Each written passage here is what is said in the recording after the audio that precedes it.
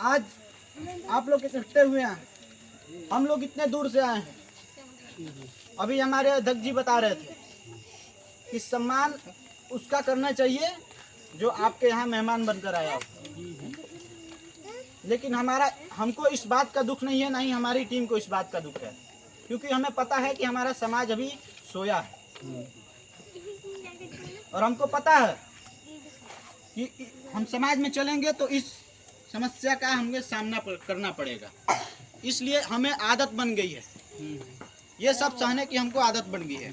हमको नहीं, आज़ाद समाज पार्टी भीम आर्मी के एक एक कार्यकर्ता को ये सब समस्याओं को सहने की आदत बन चुकी है। इससे ना हम लज्जित होते हैं, ना किसी को हम अपमानित करते हैं।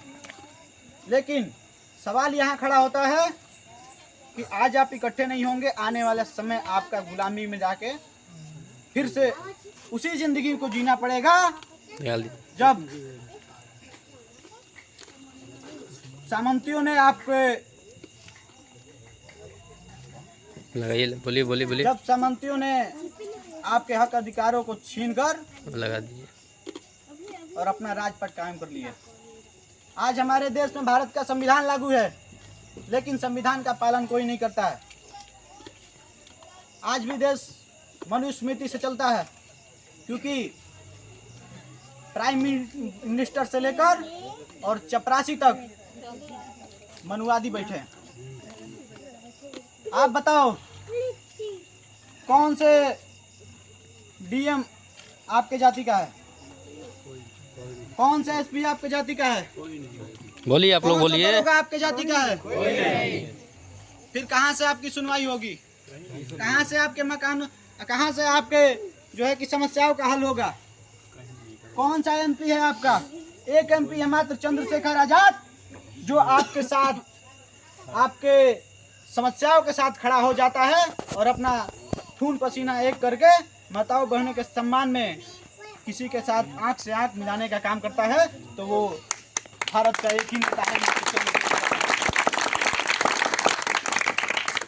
तो मैं आप सबसे आग्रह करना चाहता हूं, आप सबके लिए भाई ने 16 महीने जेल काटे, 250 लाठियां खाई, उसके रीढ़ की हड्डी में 6 mm का छेद है, 4 गोलियां खाया।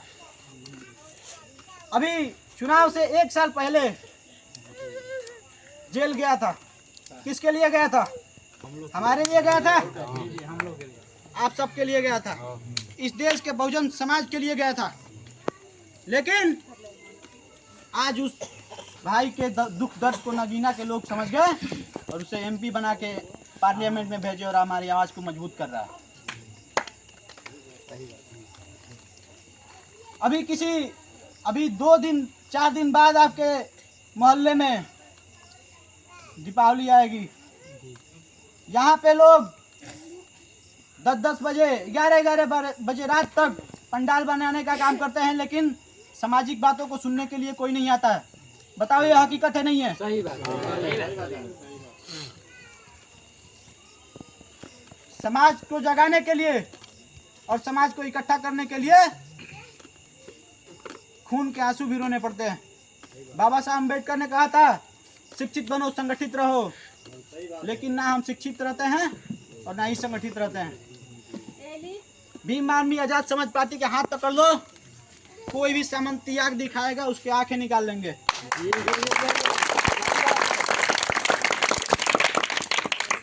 इसी के साथ मैं आप सबको सादर प्रणाम। जय भीम, नमो बुद्धाय।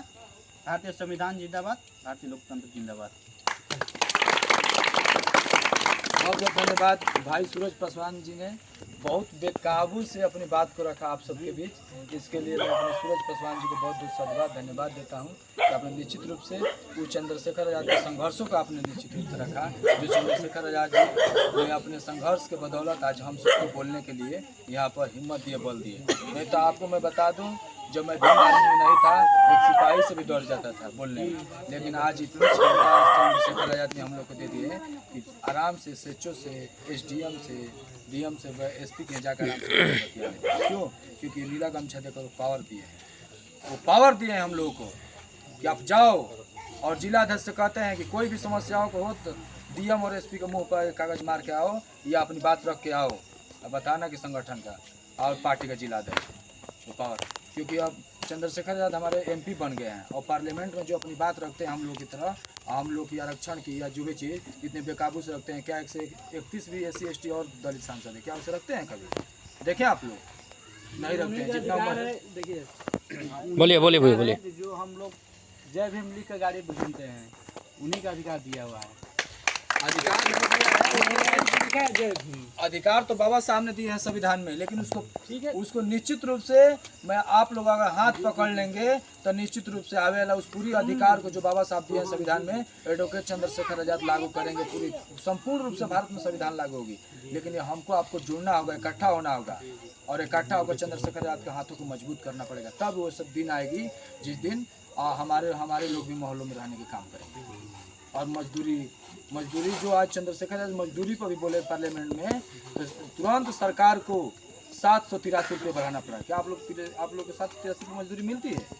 इस पर भी अपनी बात अपने जहाँ मजदूरी करते उस पर रखिएगा कि पार्लियामेंट और सरकार ने लागू कर दिया है। अब मजदूरी बढ़ना चाहिए क्योंकि पार्लियामेंट से लागू हुआ है। इस चीज़ को आप लोग ख्याल रखिएगा, ध्यान रखिएगा। मैं अपने